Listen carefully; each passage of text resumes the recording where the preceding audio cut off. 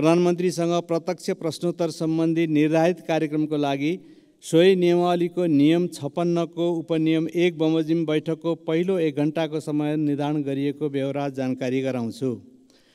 मान्य सदस्यहरू, सम्माननीय प्रधानमन्त्रीसँग प्रश्न गर्न मान्य सदस्यहरूबाट नियमावलीको नियम 58 बमोजिम प्रश्नहरू प्राप्त भइसकेको बेहोरा समेत जानकारी गराउँछु।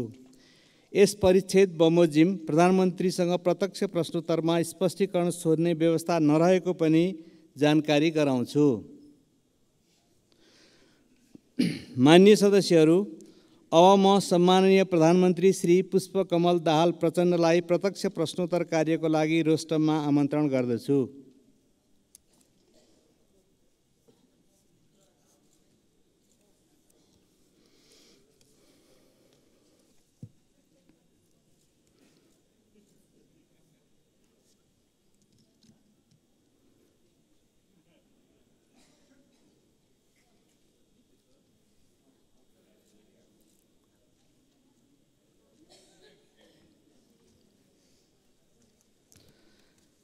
मान्य सदस्यहरू, अब प्रधानमन्त्रीसँग प्रत्यक्ष प्रश्नोत्तर कार्यक्रम प्रारम्भ हुन्छ। सर्वप्रथम प्रश्नकर्ता मान्य श्री उदय शमशेर जवारालाई सम्माननीय प्रधानमन्त्रीसँग प्रश्न सोध्न अनुमति दिन्छु।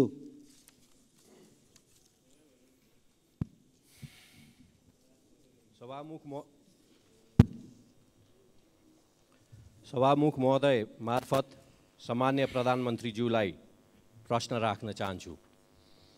उपत्यका भित्र बढ्दो जनसङ्ख्यालाई व्यवस्थित गर्न रिङ रोड बाहिर नगरहरू र गाउँसम्म जोडिने सडक विस्तार गर्न नेपाल सरकारले मापदण्ड बनाई सडक विस्तार आयोजना बनाए तापनि आवश्यक बजेट विनियोजन नहुँदा वैकल्पिक सडक र नयाँ बस्ती विकासमा समस्या परेको छ। साथै उपत्यकाको 35% भूगोल ओकटेने ललितपुर क्षेत्र नम्बर 1 लाई जोड्ने 3वटा सडकलाई मुआब्जा र विस्तारको लागि बजेट विनियोजन नगरी विधेयक गरिएको छ। यी वैकल्पिक सडक र नयाँ बस्ती विकासलाई आवश्यक बजेट व्यवस्थापन गर्न सरकारको योजना के छ? यति बेला आर्थिक इन्डिकेटर्सहरू सकारात्मकै छन्, भुक्तानी सन्तुलन पनि राम्रै छ, तर अर्थतन्त्र अवरुद्ध अवस्थामा छ। वैदेशिक लगानी र सहयोग बढ्न सकेको छैन। यस्तो अवस्थामा आन्तरिक लगानी बढाउनुतर्फ सरकारको प्राथमिकता हुनुपर्ने हो, त्यो पनि हुन सकेको छैन। एकातिर बैंक वित्तीय संस्थामा पैसा थुप्रिएको छ, तर साना तथा मझौले उद्योगहरू ऋण नपाएर गुनासो गरिरहेका छन्।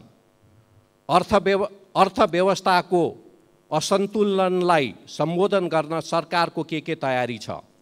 र अन्तिममा साथै प्रधानमन्त्रीज्यूको आउँदो चीन भ्रमणका प्राथमिकता र एजेन्डा के हुन्? धन्यवाद। अब सम्माननीय प्रधानमन्त्री श्री पुष्पकमल दाहाल प्रचण्डलाई उक्त प्रश्नको जवाफ दिन अनुमति दिन्छु। सम्मान्य सभामुख महोदय, प्रतिनिधि सभाका मान्य सदस्यहरूले यस सम्मानित सदनमा उठाउनु भएका प्रश्नहरूको जवाफ दिने नियमित कार्यतालिका अन्तर्गत म यहाँहरू समक्ष उपस्थित छु। सार्वजनिक जनसरोकारका विषयमा अत्यन्त उत्साह र चासोका साथ यस सम्मानित सदनमा भएका छलफलहरूमा सक्रियतापूर्वक सहभागी भई तथा महत्त्वपूर्ण प्रश्न, जिज्ञासा, विचार तथा सुझावहरू राख्नु भएकोमा सबै मान्य सदस्यहरूलाई म सुरुमै धन्यवाद व्यक्त गर्न चाहन्छु। यहाँहरूले विभिन्न समयमा उठाउनु भएका प्रश्न, जिज्ञासा, सुझाव तथा धारणालाई सरकारले गम्भीरतापूर्वक लिँदै आएको छ र गम्भीरतापूर्वक लिँदै जाने पनि छ। मेरो नेतृत्वमा सरकार गठन भएको यो अवधिमा सुशासन, सामाजिक न्याय र समृद्धिलाई मुख्य केन्द्रमा राखी राज्यका सम्पूर्ण शक्ति र सामर्थ्यलाई देश र जनताको हितमा अधिकतम परिचालन गर्ने प्रयास गर्दै आएको कुरा यहाँहरूलाई अवगत नै छ। सरकारको मुख्य जोड सङ्घीय लोकतान्त्रिक गणतन्त्रात्मक शासन व्यवस्थाको सुदृढीकरण, अर्थतन्त्रको पुनरुत्थान र सबलीकरण, सार्वजनिक सेवामा जनताको सहज पहुँच, भ्रष्टाचार नियन्त्रण र सुशासनको प्रवर्धन रहेको छ। नागरिकलाई शासकीय प्रणालीप्रतिको भरोसा र सरकारप्रति विश्वास दिलाउँदै सबैतिर आशाको सञ्चार गराउने हाम्रो निरन्तर प्रयास रहँदै आएको छ। यसैगरी विकास निर्माण कार्यलाई गति दिन, शान्ति प्रक्रियालाई यथाशीघ्र निष्कर्षमा पुर्याउन तथा स्वतन्त्र र सन्तुलित परराष्ट्र नीति अवलम्बन गर्दै राष्ट्रिय हित प्रवर्धन गर्न सरकार प्रतिबद्ध रहँदै आएको छ। यति जानकारी सहित अब म मान्य सदस्यले उठाउनुभएका प्रश्नहरूको जवाफ दिन गइरहेको छु। र पहिलो प्रश्न मान्य उदय शमशेर राणाले भर्खरै राख्नुभयो। काठमाडौँ उपत्यकामा पूर्वाधार निर्माणका आयोजना कार्यान्वयनका लागि चालु आर्थिक वर्षको बजेट तथा कार्यक्रममा रकम विनियोजन गरिएको छ।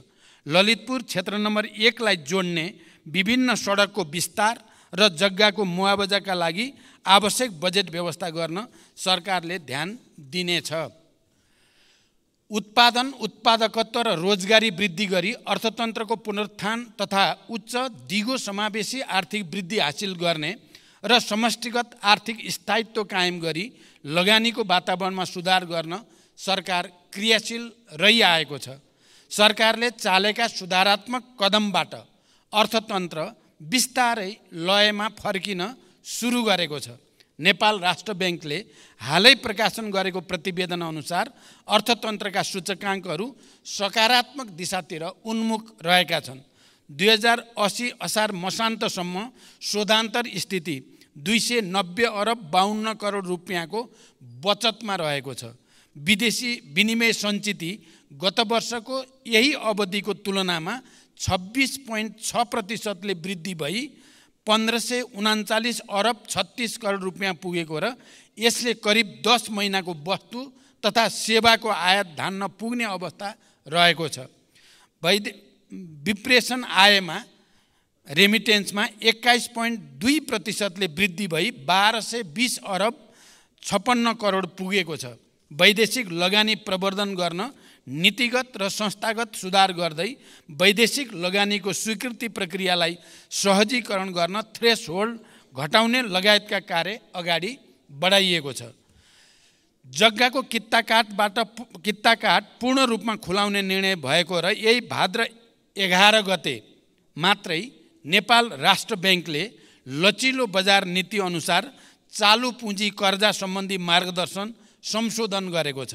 उत्पादनमूलक उद्योगका लागि 3 करोड रुपियाँसम्म कर्जा उपयोग गर्ने ऋणीलाई चालु पुँजी कर्जा सम्बन्धी मार्गदर्शन लागू नहुने भएको छ। ब्याङ्कहरूले उद्योग व्यवसाय वा कम्पनीहरूको सञ्चालन चक्र लगायतका आधारमा अधिकतम वार्षिक कारोबारको 50% सम्म चालु पुँजी कर्जा दिन सक्ने व्यवस्था भएको छ। यसबाट उद्योग व्यवसाय क्षेत्रलाई प्रत्यक्ष लाभ हुनुको साथै आन्तरिक लगानी, उत्पादन वृद्धि र बजारमा आर्थिक गतिविधि बढ्नमा सहयोग पुग्ने विश्वास गरिएको छ। यसमा हामी सबैको लामो समयदेखि जुन चासो र चिन्ता थियो त्यसलाई अधिकतम सम्बोधन गर्ने कोसिस भएको छ।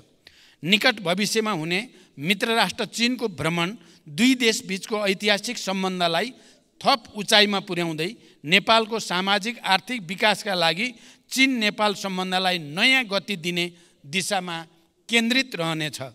भ्रमणका क्रममा यसअघि भएका सम्झौता र समझदारीहरूको कार्यान्वयनमा जोड दिइनेछ।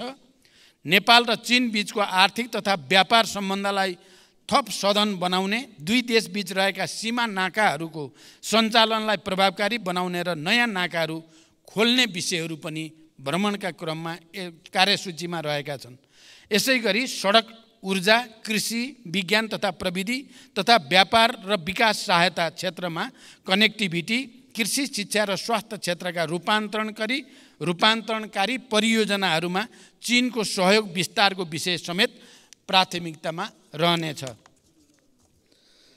अर्का प्रश्नकर्ता माननीय श्री ईश्वरी देवी नेउपाने।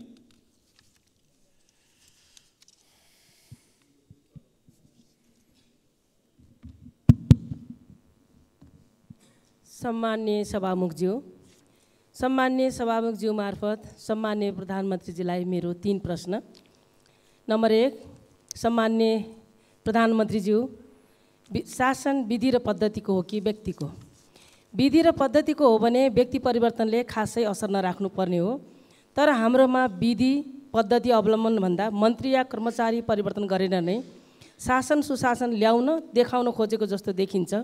यसमा प्रधानमन्त्रीजीको धारणा के छ? नम्बर 2, 131 भाषाभाषी 142 जात जाति बसोबास गर्ने हाम्रो सुन्दर देश नेपाल, यो हाम्रो पुँजी हो। यसलाई बचाएर राख्नु हाम्रो कर्तव्य पनि हो। सयौं थुङ्गा फुलका हामी एउटै माला नेपाली, यसमा मेरो अटल विश्वास छ। वरीय राजनीतिको सैद्धान्तिक वकालत गर्ने पार्टीको नेता सम्मान्य प्रधानमन्त्रीज्यूको अभिव्यक्ति हामीले जितेमा जातीय राज्य उपलब्ध गराउनेछौँ भन्ने भनाइ संविधान विपरीत भएन? कतै यस्तो अभिव्यक्तिले जातीय द्वन्द्व बढाउने त होइन? नम्बर 3, म सुदूरपश्चिमवासी हुँ। सुदूरपश्चिम सरकार आफ्नै भवनबाट कार्य सञ्चालन गर्न कहिलेदेखि पाउँछ? धन्यवाद। सम्माननीय प्रधानमन्त्रीज्यू। सभामुख महोदय, लोकतान्त्रिक विधि र पद्धतिको विकास मार्फत सामाजिक न्याय र सुशासन सहितको समृद्धि हासिल गर्ने दिशामा सरकारका सबै क्रियाकलापहरू केन्द्रित रहेको कुरा म जानकारी गराउन चाहन्छु। सरकार विधिको शासनमा पूर्णतः प्रतिबद्ध रहेको स्पष्ट गर्दछु। बहुजातीय बहुसांस्कृतिक विविधता बोकेको नेपालमा सदियौँदेखि विभिन्न जात जाति वर्ण धर्म र संस्कृतिका जनताहरू आपसी सहकार्य सम्मान र गहिरो सद्भावका साथ मिलिजुली बस्दै आएका छन्। अनेकतामा एकता नेपाली मात्रको विशिष्टता र नेपाली समाजको आधारभूत चरित्र पनि हो। सबैको सहअस्तित्व कायम गर्दै मौलिकताको संरक्षण र सम्वर्धनमा नै हाम्रो राष्ट्रिय एकता दिगो दरिलो भई साँचो अर्थमा राष्ट्रियता बलियो हुनेछ। नेपालको कानुनले हरेक व्यक्ति र सम्प्रदायलाई अरूको धर्म संस्कृति र आस्थामा चोट नपुर्याई आफ्नो धर्म संस्कृतिको पालना गर्ने स्वतन्त्रता प्रदान गरेको छ। अत परापूर्व कालदेखि यहाँ कायम रहिआएको सामाजिक एकता सद्भाव र सामाजिक सहअस्तित्वमा खलल पार्ने कुनै पनि किसिमको कार्य हुन नदिन सरकार दृढ छ, स्पष्ट पनि छ। सामाजिक सद्भावमा खलबल पार्ने वा एक अर्काको संस्कृति र धर्म विरुद्ध हुने द्वेषपूर्ण अभिव्यक्ति र कार्यलाई सरकारले कुनै हालतमा छुट दिन सक्दैन। नेपालको संविधानको पूर्ण पालना गर्नु हामी सबैको साझा दायित्व हो। मैले पहिचानको कुरा गर्दा या कुनै कुरा गर्दा अरू कसैको पहिचान आस्थामाथि कुनै खालको विभेद नगर्ने कुरा पनि म स्पष्ट गर्न चाहन्छु। सुदूरपश्चिम प्रदेशको राजधानी गोदावरीमा निर्माण गर्ने सन्दर्भमा जग्गा प्राप्ति लगायतका विषयमा प्रक्रियामा रहेको जानकारी गराउन चाहन्छु। यद्यपि सुदूरपश्चिममा अझै पनि राजधानीको जमिनको बारेमा अलिकति छलफल चलिरहेको जानकारी पनि मलाई प्राप्त छ। त्यसलाई समेत विचार गरेर यसको छिटै निष्कर्षमा पुर्याइनेछ। अर्का प्रश्नकर्ता मान्य श्री ऐनबहादुर शाही ठकुरी।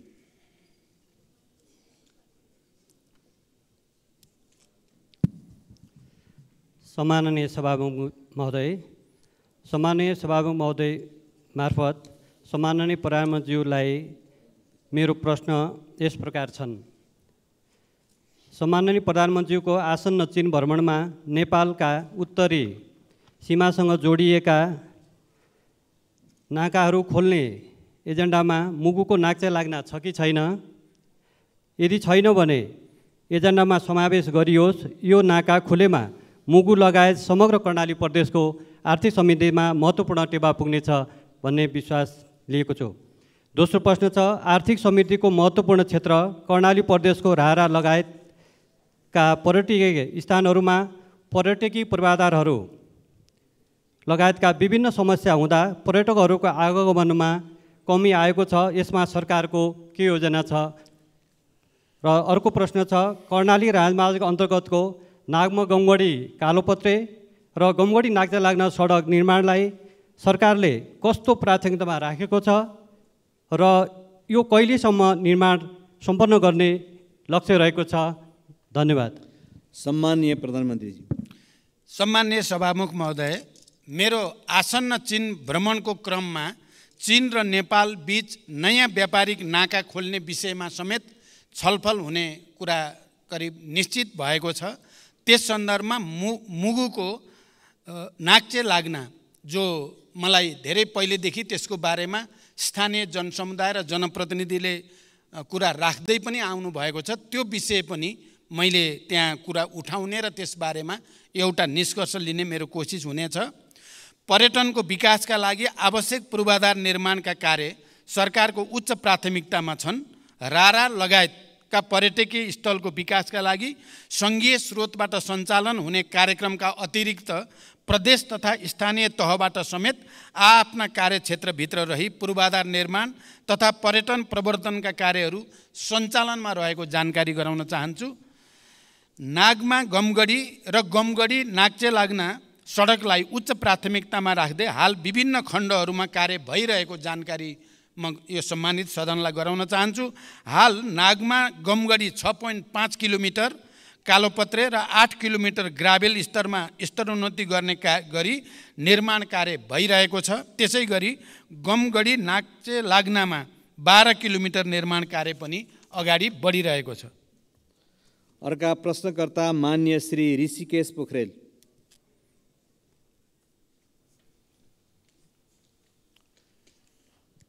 सम्माननीय सभामुख महोदय,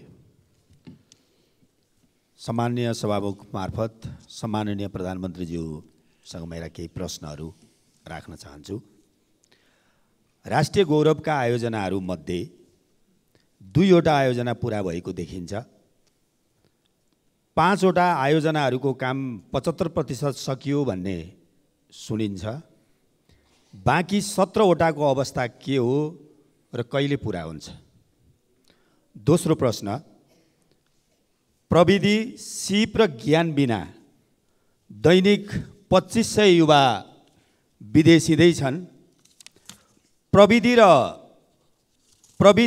र उद्यमशीलता विकास गरी प्रौद्योगिक शिक्षा दिने उद्देश्यका साथ स्थापनाको लक्ष्य लिएको मदन भण्डारी प्रौद्योगिक विश्वविद्यालयका लागि अघिल्लो सरकारले पूर्वाधार निर्माण तथा विकास समिति गठन गरेको थियो। 7 करोड बजेट पनि छुट्याएको थियो।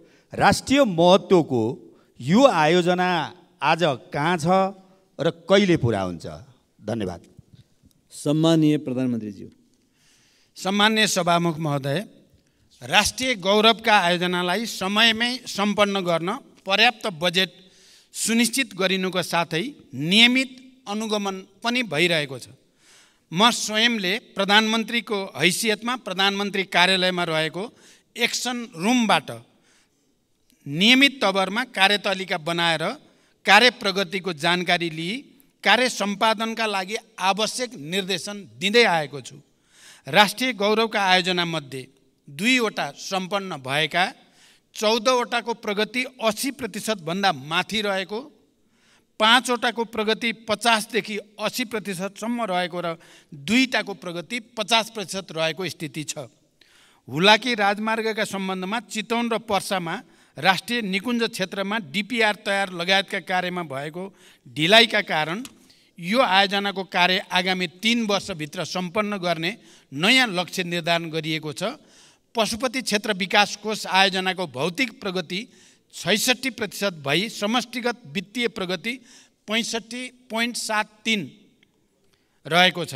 लुम्बिनी विकास गुरु योजनाको हालसम्मको भौतिक प्रगति 88% र वित्तीय प्रगति 60.34% रहेको छ। निजगढ अन्तर्राष्ट्रिय विमानस्थल आयोजनाको प्रारम्भिक चरणको कार्यहरू मात्र भइरहेको र लगानी एवं निर्माणको उपयुक्त मोडालिटी भए पश्चात विमानस्थल निर्माण प्रक्रिया अगाडि बढाइनेछ।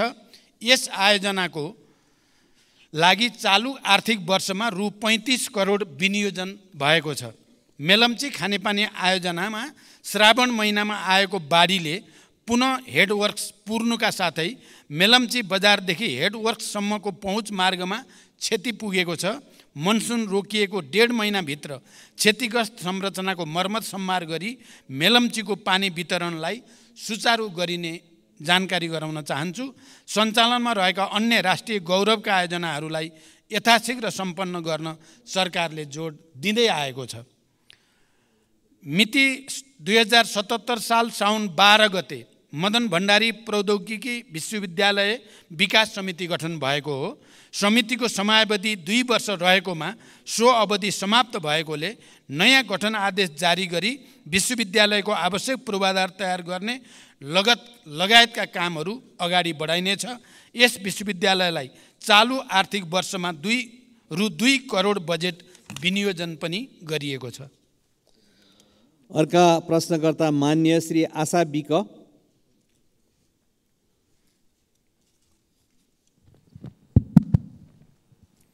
सम्माननीय सभामुख मार्फत मेरो प्रधानमन्त्रीलाई प्रश्न, यो प्रश्न गर्दै गर्दा मलाई अलिकति दुःख पनि लागेको छ। राज्यले 2063 साल जेठ 21 गते छुवाछुत मुक्त राष्ट्र घोषणा गर्यो।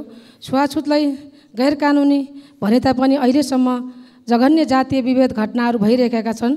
सरकारले छुवाछुत उन्मूलन गर्ने जस्ता कदम चालिरहेको छ। सरकारले दलितहरूको न्यूनतम मानवाधिकार रक्षा गर्न के पहल गरिरहेको छ?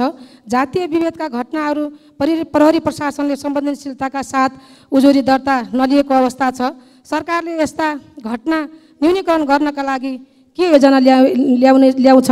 मेरो प्रश्न। र अर्को चाहिँ मेरो प्रश्न, बाँकेको बैजनाथ गाउँपालिका वार्ड नम्बर 3 मा सरकारले 2071 साल वैशाख 25 गते 9 बस्तामा औद्योगिक करिडोर क्षेत्र घोषणा गर्यो। बस्तीको बीचमा सरकारले औद्योगिक क्षेत्र घोषणा गर्दा त्यहाँ रहेका 390 घरधुरीमा जनताहरूको घरमा 338 बिघाभित्र जनताहरूको घर परेको छ। 100 बिघा जमिन त्यहाँ रहेका स्थानीयका नाममा ल्याउनु पर्ने जग्गा ल्याउनु पर्नेमा स्थानीय जनताको माग रहेको छ। 2028 सालदेखि बसोबास गरिरहेका जनतालाई लाल पूर्जा दिनुपर्ने र सोही ठाउँमा बस्ती व्यवस्थापन गर्न सरकारले के भूमिका खेल्नेछ? र स्थानीय सरकारले त्यस क्षेत्रमा सडक, बत्ती, विद्यालय, मठ मन्दिर लगायतका संरचनाहरू बनाएको छ। त्यो बस्तीलाई सोही ठाउँमा सरकारले कहिलेसम्म व्यवस्थापन गर्छ? र मेरो अर्को प्रश्न, बाँकेको खजुरा गाउँपालिका वार्ड नम्बर 6 मा 2036 सालदेखि गिजेरा बस्ती बसिरहेको छ। सरकारले पटक पटक त्यस बस्तीलाई लाल पूर्जा दिने भनेर मौखिक प्रतिबद्धता जनाए पनि हालसम्म त्यहाँ रहेका जनताले लाल पूर्जा पाएका छैनन्। गिजेरा बस्ती सरकारको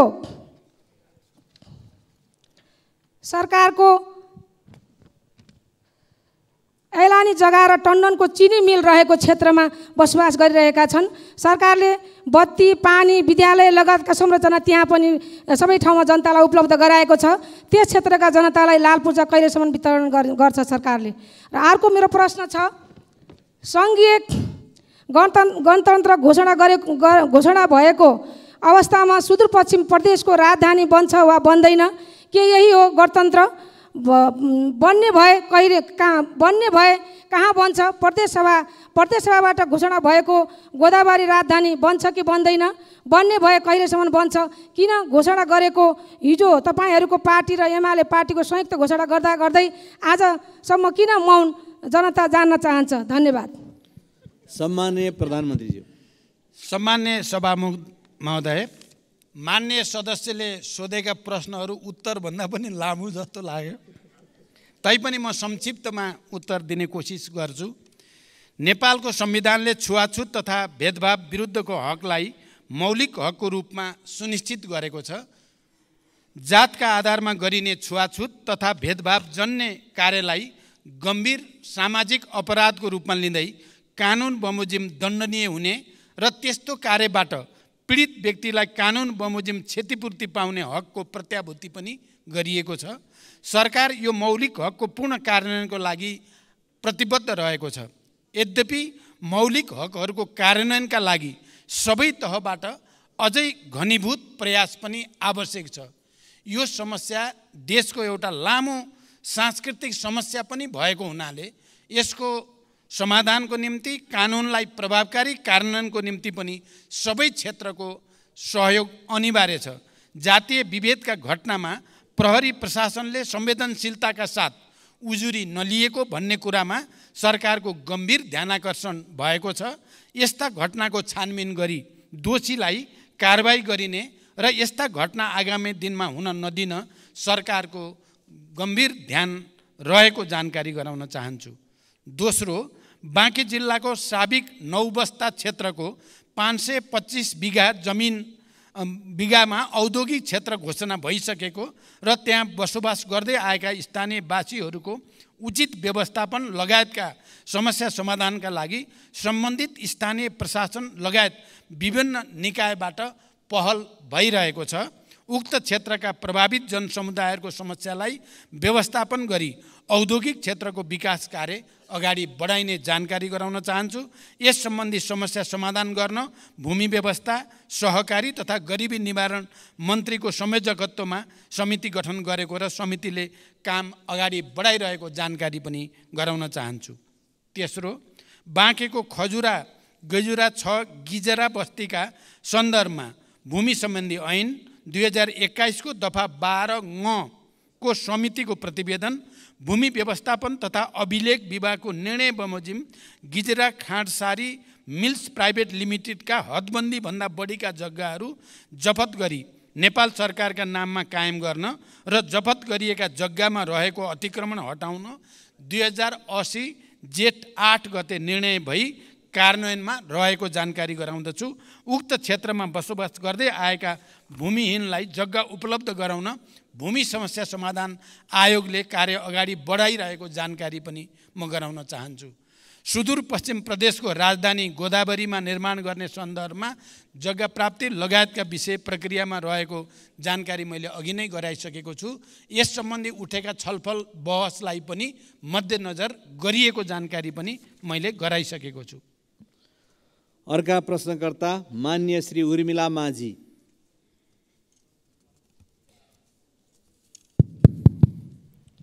सम्माननीय सभामुख ज्यू मार्फत सम्माननीय प्रधानमन्त्रीज्यूलाई प्रश्न सोध्न चाहन्छु। सम्माननीय सभामुख ज्यू, हाम्रो देश नेपाल कृषि प्रधान देश हो। यहाँका 65% बढी जनसङ्ख्या कृषिमै आश्रित देखिन्छ। तर पछिल्लो अवधिमा नेपालको उत्पादनको हिस्सा घट्दै गएको मात्र होइन, सामान्य भन्सामा प्रयोग हुने सबै चिज आयातमा निर्भर गर्नुपर्ने बाध्यता खडा हुँदै गएको छ। कृषि क्षेत्रमा लगानी अत्याधिक हुने तर प्रतिफल अत्यन्तै न्यून हुने प्रक्रियाले गर्दा कृषिप्रति मानिसको आकर्षण र लगाव निरन्तर घट्दो छ। सरकारले उत्पादन वृद्धि गर्न र जनतालाई कृषिमै जीवन देख्ने गरी कृषि पेसालाई गर्विलो पेसा बनाउन कस्तो योजना निर्माण गर्दैछ? धन्यवाद। सम्माननीय प्रधानमन्त्री। सभामुख महोदय, सबल आत्मनिर्भर अर्थतन्त्रको निर्माणका लागि कृषि क्षेत्रमा गुणात्मक र रूपान्तरणकारी परिवर्तन सरकारको प्राथमिकतामा रहेको छ। कृषि क्षेत्रको उत्पादन र उत्पादकत्व बढाउन कृषि क्षेत्रमा आधुनिकीकरण, यान्त्रिकीकरण र व्यवसायीकरणलाई सरकारले उच्च रूपमा जोड दिँदै आएको छ। कृषि क्षेत्रमा विगतदेखि लगानी गर्दै आएको र यसबाट उत्पादन र उत्पादकत्वमा समेत केही वृद्धि भइरहे पनि अपेक्षित प्रतिफल प्राप्त हुन नसक्नुका कारणहरू पहिल्याउँदै उत्पादकत्व वृद्धिका लागि विभिन्न कार्यक्रमहरू सञ्चालनमा रहेका छन्। सरकारले प्रधानमन्त्री कृषि आधुनिकीकरण परियोजना लगायत प्रदेश र स्थानीय तह मार्फत उल्लेख्य रकम विनियोजन गरी कृषि क्षेत्रमा पर्याप्त साधन स्रोत परिचालन गर्ने नीति लिएको छ। कृषि उत्पादनको वृद्धिका लागि सिँचाइको सुविधाको विस्तारलाई जोड दिनुको साथै रासायनिक मलको आपूर्ति समयमै हुने कुराको सुनिश्चितता गरिएको छ। साथै कृषि बाली वस्तुहरूको विशेष उत्पादन क्षेत्र जस्तै जोन, सुपर जोन, उन्नत बिउ बिजनको विकास, उत्पादन तथा वितरणको लागि एकीकृत राष्ट्रिय कार्यक्रम सञ्चालनमा रहेका छन्। कृषि उपजको बजार सुनिश्चितताका लागि विभिन्न कार्यक्रमहरू सञ्चालन भइरहेका छन्। त्यसैगरी दूध तथा मासुमा आत्मनिर्भरताका लागि पशु नस्ल सुधार, आहार व्यवस्थापन तथा पशु स्वास्थ्य सुधारका कार्यक्रमहरू पनि सञ्चालनमा रहेका छन्। बाँझो जमिनमा कृषि प्रवर्धन कार्यक्रम, फलफुल क्षेत्र विकास तथा ग्रामीण कृषि उद्यम विकासका कार्यक्रमहरू सञ्चालनमा रहेका छन्। कृषि उत्पादन क्षेत्रको जोखिम व्यवस्थापन गर्न कृषि बिमा कार्यक्रम सञ्चालनमा रहेको छ, जस अन्तर्गत बिमा प्रिमियममा 80% अनुदान सङ्घीय सरकारले उपलब्ध गराउने गरेको छ। कृषि क्षेत्रमा लगानी बढाउन सहुलियत दरमा कृषि कर्जाको विस्तार तथा दायरा बढाउँदै पनि लगिएको छ। उत्पादित कृषि वस्तुहरूको बजारको सुनिश्चितताका लागि धान, गहुँ, उखु लगायतका बालीको न्यूनतम समर्थन मूल्य निर्धारण गर्ने लगायतका कार्यक्रमहरू पनि सञ्चालनमा रहेका छन्। कृषि पेसालाई सम्मानजनक र मर्यादित बनाउन कृषकहरूलाई नियमित तवरमा पुरस्कृत गर्ने कार्यक्रमहरू जस्तै राष्ट्रपति कृषक पुरस्कार कार्यक्रम सञ्चालनमा रहेका छन्। कृषि पेसालाई दिगो, दरिलो र गर्विलो बनाउन सरकार प्रतिबद्ध छ, तर अहिलेसम्म जे जति भएको छ त्यसबाट सन्तुष्ट हुने स्थिति भने पक्कै पनि छैन। त्यसकारण कृषि क्षेत्रमा व्यापक सुधार गर्न र उत्पादन र उत्पादकत्व वृद्धि गर्न हामी आफैले सञ्चालन गरेका कार्यक्रमहरूको प्रभावकारिताका साथै यसपटक म भारत भ्रमणमा रहँदा अलि भारतीय नेतृत्वसँग, खास गरी प्रधानमन्त्री मोदीजीसँग कृषिमा सहकार्य गरेर उत्पादकत्व वृद्धि कसरी गर्न सकिन्छ र प्राकृतिक खेती प्रणाली बडो नयाँ टेक्नोलोजीको साथ सञ्चालन गर्ने बारेमा सहकार्य गर्ने निधो पनि भएको छ र हामी त्यो प्रक्रिया अगाडि बढाउँदैछौँ। मलाई लाग्छ यसपटकको मेरो चीन भ्रमणमा पनि कृषिमा सुधारका निम्ति उत्पादन र उत्पादकत्व वृद्धिमा विशेष ध्यान दिने पनि हाम्रो योजना रहेको जानकारी गराउन चाहन्छु। अर्का प्रश्नकर्ता मान्य श्री एकनाथ ढकाल। सम्माननीय सभामुख महोदय, विस्तृत शान्ति सम्झौताको 2 हस्ताक्षरकर्तामध्ये सम्माननीय प्रधानमन्त्रीज्यू एक हुनुहुन्छ। शान्ति तथा पुनर्निर्माण मन्त्रालयको एउटा मन्त्रीको रूपमा जिम्मेवारी पनि सम्हालिसकेको व्यक्तिको हैसियतले म आज शान्ति प्रक्रियासँग सम्बन्धित प्रश्न सम्माननीय सभामुख महोदय मार्फत सम्माननीय प्रधानमन्त्रीज्यूलाई गर्न चाहन्छु। छोराको हत्यारालाई कारबाहीको माग गर्दै 330 दिन आमरण अनसनमा बसेका गोर्खाका नन्दप्रसाद अधिकारीको अनसनमै 2071 असोज 6 गते निधन भयो। न्यायको लागि जीवन आहुति दिने अधिकारीलाई शहीद घोषणा गर्नुपर्नेमा विगत 9 वर्षदेखि उनको पार्थिव शरीर अस्पतालमै सडेको छ। मृतक नन्दप्रसादकी धर्मपत्नी गङ्गामाया अधिकारी अहिलेसम्म पनि बेहाल अवस्थामा सत्य र न्यायको प्रतीक्षामा छिन्। सरकारको नीति तथा कार्यक्रमको 176 बुँदामा शान्ति प्रक्रिया र सङ्क्रमणकालीन न्याय सम्बन्धी बाँकी काम 2 वर्षमा सम्पन्न गर्ने उल्लेख छ। सम्माननीय प्रधानमन्त्रीज्यूलाई मेरो प्रश्न यो छ कि मृतक नन्दप्रसादकी धर्मपत्नी गङ्गामाया अधिकारीको मागको सम्बोधन कहिले र कसरी गर्नुहुन्छ? वर्षौँदेखि न्यायको लागि भनेर शान्तिपूर्ण अनसनमा बसेकी गङ्गामाया अधिकारीलाई भेट्नु प्रधानमन्त्रीज्यूको कर्तव्य हो कि होइन? कहिले उहाँलाई भेट गर्न जानुहुन्छ? शान्ति प्रक्रिया कहिले टुङ्गिन्छ? धन्यवाद। सम्माननीय प्रधानमन्त्री। सभामुख महोदय, मैले अघि पनि भनिसकेको छु, यो सरकार विधिको शासनमा पूर्णतः प्रतिबद्ध रहेको छ। जनताको स्वतन्त्रता, समानता, सहअस्तित्व र मानवाधिकारको रक्षाको लागि सरकार निरन्तर प्रतिबद्ध छ। सरकारले अदालतको निर्णयको सदैव सम्मान गर्दै कार्यान्वयनमा तदारुकताका साथ पहल गर्दै पनि आएको छ। नेपालको संविधानको धारा 276 राष्ट्रपतिले कुनै न्यायिक वा अर्धन्यायिक निकाय वा प्रशासकीय पदाधिकारी वा निकायले गरेको सजायलाई कानुन बमोजिम माफी, मुल्तवी, परिवर्तन वा कम गर्न सक्ने संवैधानिक व्यवस्था रहेको कुरा जानकारीमै छ हामी सबैलाई। संविधानको उक्त व्यवस्था र मुलुकी फौजदारी कार्यविधि संहिता 2074 मा समेत रहेको व्यवस्था बमोजिम रेशम चौधरीले गृह मन्त्रालय मार्फत सम्मान्य राष्ट्रपतिज्यूलाई सम्बोधन गरी निवेदन दिनुभएकोमा महान्यायाधिवक्ताको कार्यालयको राय समेतका आधारमा प्रचलित कानुन बमोजिम नै नेपाल सरकार मन्त्री परिषदबाट गणतन्त्र दिवस 2080 का अवसरमा निजलाई माफी गर्नका लागि सिफारिस गरिएको तथ्य म प्रश्न गर्न चाहन्छु। द्वन्द्वकालीन घटनालाई न्यायिक सम्बोधन गर्ने गरी सङ्क्रमणकालीन न्याय सम्पादनका लागि बेपत्ता पारिएका व्यक्तिको छानबिन तथा सत्य निरूपण तथा मेलमिलाप आयोग गठन भएको र सङ्क्रमणकालीन न्याय यथाशीघ्र सम्पादन गर्न नेपाल सरकार प्रतिबद्ध रहेको छ। सङ्क्रमणकालीन न्याय सम्बन्धी सङ्घीय सदनमा दर्ता भएको विधेयक पारित भएसँगै सङ्क्रमणकालीन न्यायका मुद्दाहरू सम्बोधन हुने कुरामा नेपाल सरकार विश्वस्त रहेको छ। प्रचलित कानुनी व्यवस्थाको अधीनमा रही नेपाल सरकार तथा अन्तर्गतका निकायबाट गङ्गामाया अधिकारीलाई मानवीय सेवा प्रदान र संरक्षणका कार्य भइ नै रहेका छन्। अस्पतालको विवरण अनुसार निजको स्वास्थ्य अवस्था सामान्य नै रहेको र उपचारका लागि सरकारले रु 37,47,000 उपलब्ध गराएको कुरा पनि म यहाँ जानकारी गराउन चाहन्छु। अर्का प्रश्नकर्ता मान्य श्री आसमा कुमारी चौधरी।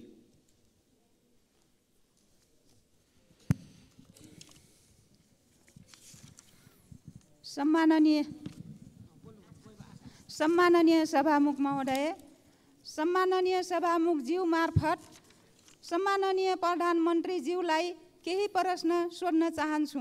नम्बर 1, आँखा पाक्ने रोग ओडा पालिका जिल्ला हुँदै देशैभरि फैलिएको छ।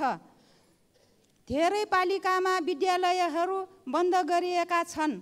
त्यसबाट अत्याधिक बालबालिका प्रभावित भएका छन्। स्वास्थ्य मन्त्रालय र प्रधानमन्त्रीज्यू स्वयं यसको निराकरणको लागि के गर्दै हुनुहुन्छ? नम्बर 2, नेपालले आर्थिक वर्ष 2079-80 मा भारतलाई 10 अर्ब 45 करोड रुपैयाँको बिजुली बिक्री गरेको छ।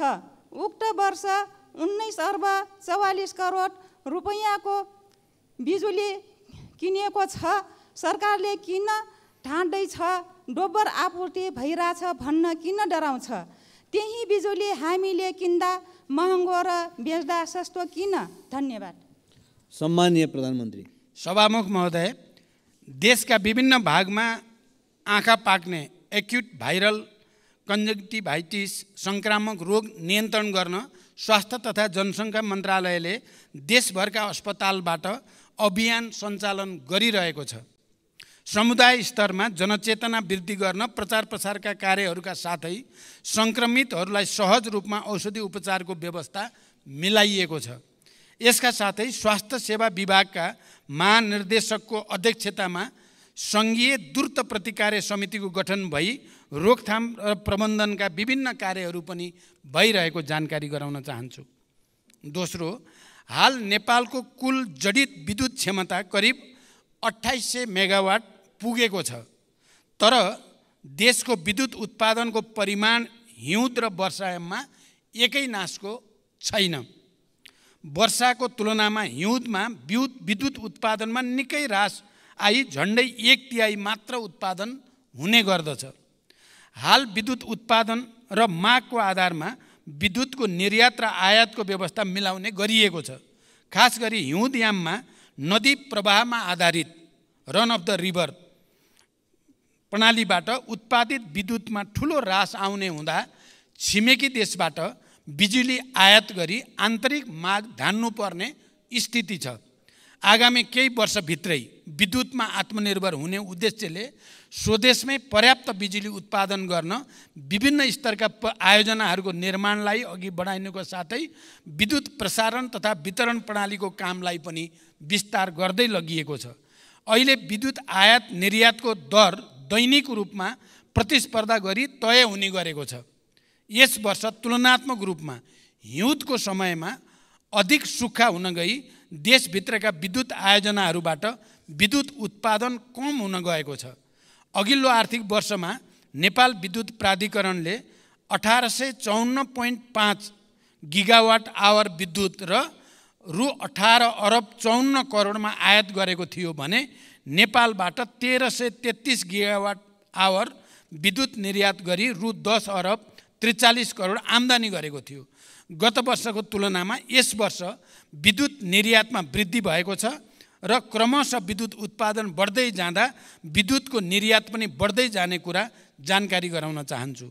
रुस र युक्रेनको युद्धका कारण कोइलाको आपूर्ति असहज भई छिमेकी देशमा विद्युतको उत्पादन लागत बढ्न गएकोले पनि स्वदेशमा विद्युतको उत्पादन कम हुने समयमा आन्तरिक माग पूरा गर्न प्राधिकरणले केही महँगो मूल्यमा बिजुली आयात गर्नु परेको कुरा पनि म यहाँ स्पष्ट गर्न चाहन्छु। धन्यवाद। अर्का प्रश्नकर्ता माननीय श्री उर्मिला थेबे।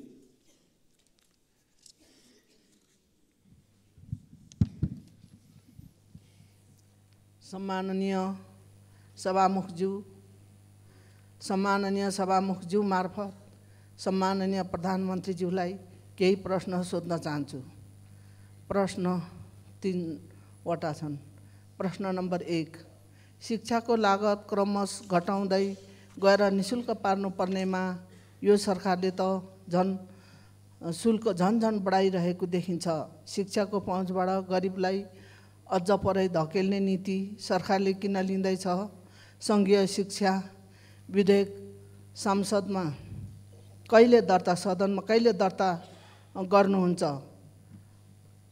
प्रश्न नम्बर 2, प्रत्येक दिन हाजिरी गर्न क्याम्पसमा आउनुपर्ने भएपछि त्रिभुवन विश्वविद्यालयका केही प्राध्यापकले विद्युतीय हाजिरी मेसिन नै घर लगेको, गायब गरेको, साथै तोडफोड गरेको भन्ने पाएको छ। सरकारले के गर्दैछ? प्रश्न नम्बर 3, ताप्लेजुङमा अविरल वर्षपछि आएको बाढीका कारण विस्थापित भएका स्थानीय बासिन्दाहरू अहिले पनि तिरपाल मुनि बस्न बाध्य भएका छन् भने विद्यार्थीहरू व्यक्तिको घरमा आश्रय लिएर पढ्न बाध्य छन्। उनीहरूको उद्धार र राहतको लागि सरकारको के योजना छ? धन्यवाद। सम्माननीय प्रधानमन्त्री। सभामुख महोदय, आम नागरिकलाई गुणस्तरीय र सर्वसुलभ शिक्षा उपलब्ध गराउन सरकारको नीति र प्रतिबद्धता रहेको छ। विद्यालय शिक्षा सम्बन्धी कानुनलाई संशोधन र एकीकरण गर्न बनेको विधेयक छिटै नै संसदमा पेश गरिनेछ। सायद केही दिन अगाडि नै पेश हुन सक्थ्यो। जनताको चासो र हामीले त्यसलाई गहन ढङ्गले अध्ययन गर्नुपर्ने, परिमार्जन गर्नुपर्ने कारणले केही ढिलो भयो, तर अब छिटै त्यो सदनमा प्रस्तुत हुँदैछ। नेपालको संविधानमा उल्लेख भए बमोजिम आधारभूत शिक्षा अनिवार्य तथा निशुल्क र माध्यमिक तहसम्मको शिक्षा निशुल्क उपलब्ध गराउनका लागि सरकारले निशुल्क पाठ्यपुस्तक, आवासीय, गैर आवासीय, लक्षित समूह लगायतका विभिन्न प्रकारका छात्रवृत्ति, स्यानिटरी प्याड, दिवा भोज लगायतको व्यवस्था गरेको छ। सार्वजनिक विद्यालयमा कुनै किसिमको शुल्क लिन नपाउने व्यवस्था गरिएको छ। स्थानीय तहहरूले समेत आफ्नो बजेटमा शिक्षामा थप लगानी गर्दै गएका छन्। उच्च शिक्षा अन्तर्गत चिकित्सा शिक्षामा सरकारी लगानीका संस्थाहरूमा कुल सिटको 75% सिटमा विद्यार्थीहरूले निशुल्क अध्ययन गरिरहेका छन्। सार्वजनिक शिक्षालाई निशुल्क बनाई सबैको पहुँचमा पुर्याउनको लागि थप स्रोतको व्यवस्था गर्न सरकार प्रयत्नशील रहेको जानकारी गराउन चाहन्छु। स्वायत्त निकायको रूपमा त्रिभुवन विश्वविद्यालयका काम कारबाहीहरू त्रिभुवन विश्वविद्यालय ऐन 2049 बमोजिम सञ्चालनमा रहेका छन्। विश्वविद्यालयको हाजिरी व्यवस्थापन सम्बन्धमा विश्वविद्यालयको आन्तरिक प्रशासनले नियमन गरिरहेको र नियम बमोजिम नभएका कार्यहरूमा सम्बन्धितलाई कानुन बमोजिम कारबाही हुने कुरा पनि म जानकारी गराउन चाहन्छु। ताप्लेजुङ लगायत देशका विभिन्न भागमा अविरल वर्षाका कारण आएको बाढी पहिरोमा परि विस्थापित हुन पुगेका जनतालाई स्थानीय प्रशासनको सहयोगमा उद्धार गरी सुरक्षित स्थलमा बसोबासको व्यवस्था मिलाइएको छ। उनीहरूलाई सरकारबाट उपलब्ध गराउनुपर्ने राहत पनि उपलब्ध गराइएको छ। मौसममा सुधार आएसँगै उनीहरूको पुनर्स्थापनाको उचित व्यवस्था मिलाइने पनि जानकारी गराउँदछु। अर्का प्रश्नकर्ता मान्य श्री ईश्वरी घरती।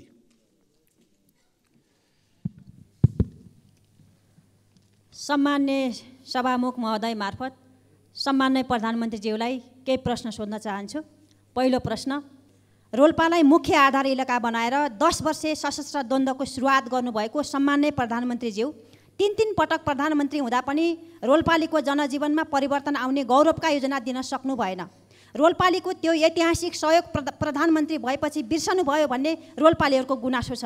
त्यो गुनासोलाई कसरी सम्बोधन गर्नुहुन्छ? दोस्रो प्रश्न, जुम्ला लगायतका जिल्लामा स्याउ पाक्ने समय आयो। स्याउले बजार भाउ नै नपाउने अवस्था आउन सक्छ र आइरहेको पनि छ। यसको व्यवस्थापनमा सरकारको के योजना छ? र तेस्रो प्रश्न, 10 वर्षे सशस्त्र द्वन्द्वको क्रममा शहीद भएकाहरूको सम्झना र सम्मानका लागि दाङको घोराईदेखि रोल्पाको होलेरी घरतेगा हुँदै रुकुम पूर्वको हुकाम मैकोटसम्म पुग्ने 220 किलोमिटर सडक खण्डलाई वर्तमान सम्मान्य प्रधानमन्त्रीज्यूको चाहना र पहलमा शहीद मार्ग नामाकरण गरेर योजना अगाडि बढाइएको थियो। बजेट अभावमा योजना निकै कछुवा गतिमा भई अझै सम्पन्न हुन सकेको छैन। शहीद मार्गको मुख्य प्रवेशद्वारको रूपमा रहेको घोराईदेखि रोल्पा होलेरीसम्मको 31 किलोमिटरको सडक खण्ड अलपत्र र जोखिमपूर्ण भएको लामो समय बितिसक्यो। यसबारे सदनमा मैले 3-4 पटक कुरा पनि राखिसकेँ, तर सरकारले यो योजनालाई प्राथमिकतामा पारेन। किन?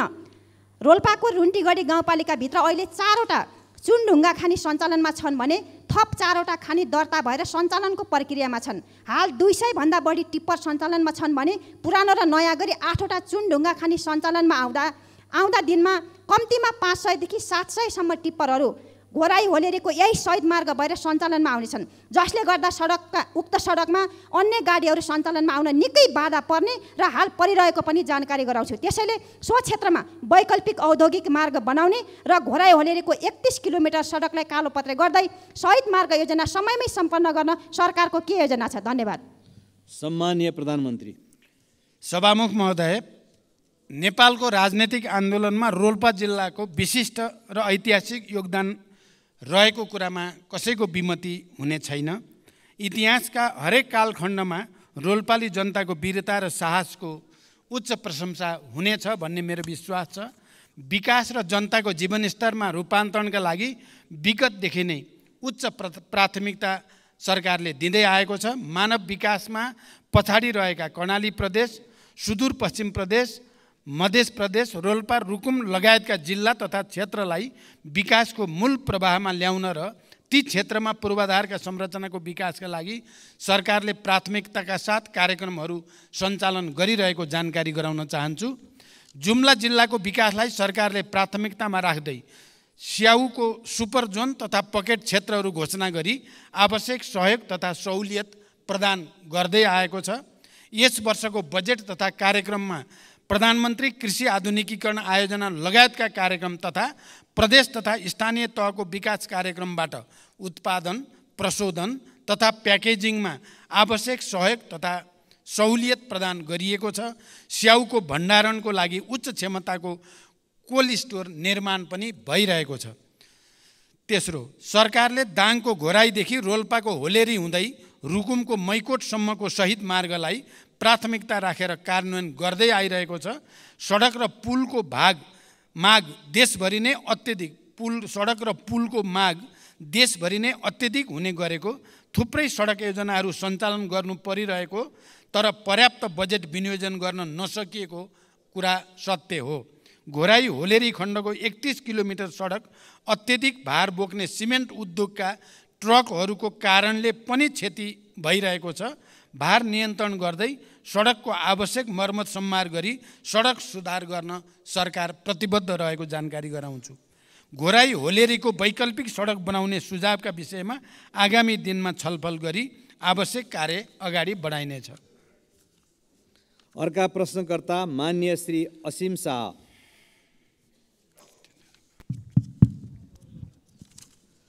सम्मानीय सभामुख मार्फत सम्मानीय प्रधानमन्त्रीज्यूलाई प्रश्न सोध्न चाहन्छु। सम्मानीय प्रधानमन्त्रीज्यू, यही रोस्ट्रमबाट केही समय अगाडि भुटानी शरणार्थी प्रकरणमा यो त ट्रेलर हो, पुरा फिल्म गजब आउँछ भनेर भन्नुभएको थियो। हामीले बडा आशाका साथ हेरिएका थियौँ, तर जब जे आयो बडा टालटुले र सजिलो बुझिन सक्ने खालको आयो।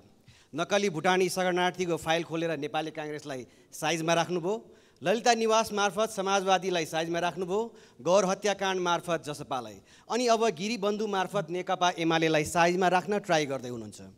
आफ्नो कुर्सी बलियो बनाउन यो राजनीतिक दाउपेच नगरेर कामले जनताको मन जितेर आफ्नो प्रधानमन्त्रीत्वको आयु लामो बनाउन सकिँदैन थियो होला। भारतीय नेतृत्वले अन्तरिक्ष यानलाई चन्द्रमामा कसरी सफल अवतरण गराउने भनेर सोचिरहँदा हाम्रो नेतृत्व कसरी आफ्नो यसम्यानलाई बचाउने र मुद्दा कमजोर बनाएर सफल अवतरण गराउने भन्ने सोच्नमा तल्लीन हुनु अत्यन्त दुःखद छ। यताको अनुसन्धान अधिकारीलाई उताको कर्मचारीलाई यता अवतरण गराउने व्यस्त हाम्रो नेतृत्वबाट सुशासनको आशा कहिले गर्ने होला? छिमेकीले चन्द्रमामा यान पठाउँदा मेरो देशले खाडीमा जवान पठाउन बाध्य छ। देशभित्रका विश्वविद्यालयहरू रित्तिँदैछन्, व्यवसायीहरू निराश छन्, खेलाडीहरू पलायन हुँदैछन्, युवा पुस्तामा देश छोड्ने लहर चलेको छ। प्रधानमन्त्रीज्यू, चन्द्रयान अहिले माग्दिन तर यसम्यानलाई जोगाउन लाग्दिन भन्ने हजुरको प्रतिबद्धताको कार्यान्वयन कहिले हुन्छ? भ्रष्टाचारमा पनि आफ्नो र अरूको भनेर हेर्ने हो भने हामीले खोजेको सुशासन चाहिँ कहिले आउँछ यो देशमा?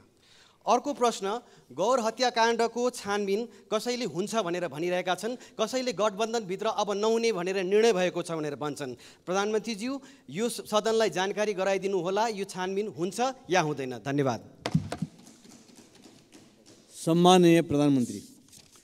सभामुख महोदय, मान्य सदस्यले बडो संवेदनशील भएर प्रश्न राख्नु भएको छ, म धन्यवाद भन्न चाहन्छु। मेरो नेतृत्वमा सरकार गठन भएदेखि आजका दिनसम्म मैले सामाजिक न्यायको प्रत्याभूति, सुशासनको सुनिश्चितता र सार्वजनिक सेवा प्रवाहमा सुधारलाई मुख्य प्राथमिकतामा राख्दै आएको छु र यी कार्यहरूबाट एउटा सन्देश आम जनतामा प्रवाहित भइ पनि रहेको छ। प्रश्नमा भनिए जस्तो सरकारका यी कामहरू कुनै कुर्सी टिकाउनको लागि होइन, बरु देश र जनतामा राजनैतिक प्रणालीप्रति नै वितृष्णा छाएको, केही हुन्न सबै उस्तै हुन् भन्ने निराशावादी भाष्य निर्माण गर्न खोजिएको परिस्थितिलाई चिर्न र सरकारले एकपछि अर्को राम्रो काम गर्दै आएको कुरा स्थापित गर्न पनि गरिएको छ। म मान्य सदस्यहरूलाई यो विषयको गहिराईतिर विचार गर्न अनुरोध गर्न चाहन्छु। भुटानी शरणार्थी प्रकरण लगायतका सबै घटनामा राज्यले दबाव रहित तरिकाले निष्पक्ष छानबिन अघि बढाएकै कारण अहिले जनतामा सुशासन सम्भव छ भन्ने एउटा नयाँ आशा पलाएको हो भन्ने कुरा पनि म स्पष्ट गर्न चाहन्छु। अहिले त्योसँग सम्बन्धित विषयहरू अदालतमा रहेको र अदालतले उचित फैसला गर्ने विश्वास म व्यक्त गर्न चाहन्छु। वर्तमान सरकारले भ्रष्टाचार विरुद्ध शून्य सहनशीलताको नीतिलाई राज्यका तीनै तहमा कडाइका साथ कार्यान्वयन गर्दै आएको छ। यस अवधिमा सार्वजनिक प्रशासनलाई स्वच्छ, सक्षम, निष्पक्ष, पारदर्शी र व्यावसायिक र जवाबदेही बनाउँदै भ्रष्टाचारलाई कडाइका साथ नियन्त्रण गर्न सरकारले विभिन्न नीतिगत तथा कानुनी तथा संस्थागत सुधारलाई अघि बढाएको छ। मान्य सदस्यले भनेको जस्तो कसैलाई पनि बचाउने या कसैलाई पनि अप्ठ्यारोमा पार्ने नियतले कुनै पनि काम गरिएको छैन। जसरी कतिपय सन्दर्भमा मिडियामा आउने गरेको भन्दा ठिक विपरीत मैले दोषी कोही पनि नछुटोस्, निर्दोष कोही पनि नपरोस् भन्ने सिद्धान्त अनुसार नै प्रहरी प्रशासनलाई निर्देशन दिएको र मैले यतिसम्म पनि भनेको छु कि यदि अनुसन्धानको क्रममा प्रधानमन्त्री नै आउँछ भने पनि छोड्न आवश्यक छैन। मेरो पार्टीको कुनै नेताको त के कुरा भन्ने कुरा पनि मैले सार्वजनिक रूपमा भन्दै आएको म जानकारी गराउन चाहन्छु।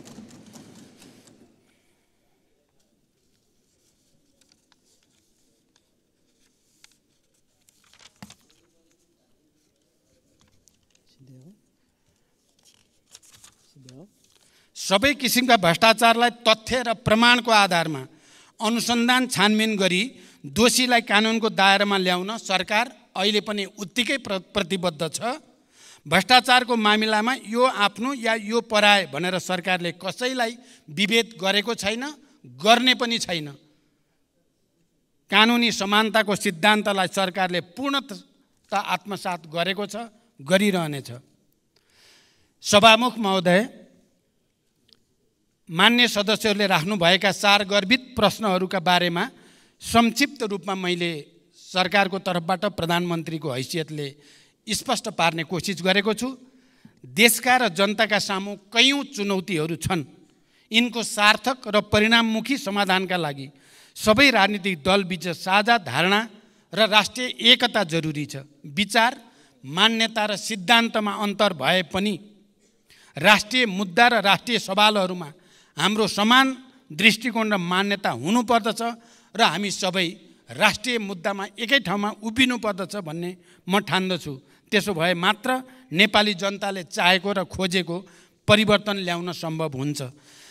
सरकारले चालेका कदम र अघि बढाएका कार्यहरूले जनतामा सरकारप्रति आशा र भरोसा बढाउनुको साथै विकासप्रतिको एउटा नयाँ तत्परता पैदा गरेको छ। यस अवधिमा सार्वजनिक सेवा प्रवाहमा जनताले साबिकमा भोग्दै आएका झन्झट र शास्तिलाई उल्लेख्य मात्रामा कमी ल्याउन सफलता मिलेको छ। विकास निर्माणले गति लिएको छ र देशमा नयाँ आशा को सञ्चार पनि भएको छ। सुशासन, सामाजिक न्याय र समृद्धिलाई सर्वोपरि प्राथमिकतामा राख्दै अघि बढेको यो सरकारले समावेशी सङ्घीय लोकतान्त्रिक शासन व्यवस्थाको सुदृढीकरण, अर्थतन्त्रको पुनरुत्थान, सार्वजनिक सेवा प्रवाहमा सुधार, सरलीकरण, नागरिक मैत्री प्रशासनको स्थापना, भ्रष्टाचार नियन्त्रण र राज्यको सबै तहमा सुशासन र सदाचारको प्रवर्धन गर्न अघि बढाएका सबै कार्यमा सबै राजनीतिक दल र मान्य सदस्यहरू, नागरिक समाज, सञ्चार जगत, मित्र राष्ट्र, दात्री निकाय तथा आम नेपाली जनताको निरन्तर साथ सहयोग रहने अपेक्षा पनि मैले लिएको छु। र यही सदनमा पनि हाम्रा विचार र एजेन्डामा अन्तरका बावजुद यहाँ सहमति बनाउनको लागि सरकारको तर्फबाट, सरकारको प्रमुखको हैसियतले मैले निरन्तर प्रयास गर्दै आएको कुरा पनि म जानकारी गराउन चाहन्छु। हिजो मात्रै 10वटा समिति हाम्रा सर्वसम्मत रूपले सभापति चयन हुनु पनि यसले हामी अन्तर हुँदाहुँदै पनि हामी मूल मुद्दामा एक ठाउँमा उभिन सक्छौँ भन्ने एउटा राम्रो सन्देश गएको छ। म विश्वास गर्छु आउने दिनमा राष्ट्रिय मुद्दामा विगतमा चाहिँ हामी एक भएर देश र जनताको हितमा काम गर्नेछौँ भन्ने विश्वास व्यक्त गर्दै बिदा हुन्छु। धन्यवाद। अभिवादन। माननीय सदस्यहरू, आजको लागि निर्धारण गरिएको प्रधानमन्त्रीसँग प्रत्यक्ष प्रश्नोत्तर सम्बन्धी कार्यक्रम यही समाप्त हुन्छ। सत्य, तथ्य, निष्पक्ष अनि खोजमूलक समाचारको साथमा एभरेस्ट न्यूज।